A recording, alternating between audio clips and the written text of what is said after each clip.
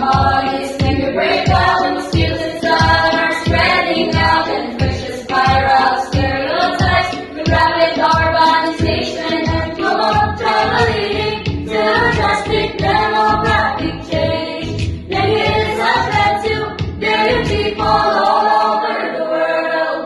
Monitoring high fever pain behind the eyes. Avoiding risky rashes and severe joint and muscle pain. Avoiding detecting symptoms of dengue.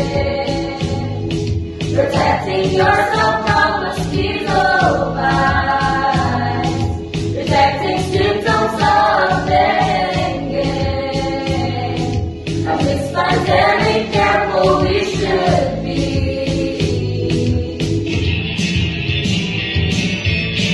Prevention matters, just do disease returns. Search and destroy self-protection measures.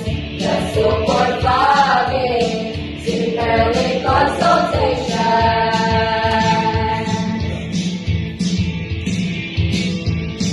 These are the 4S to avoid from dengue infection.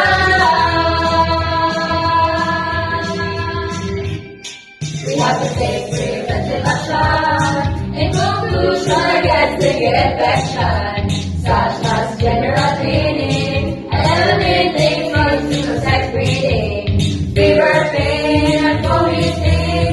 These are some of the things that could experiencing dengue status of the village feet. Amidst the COVID-19, the present rate is lower compared to the past.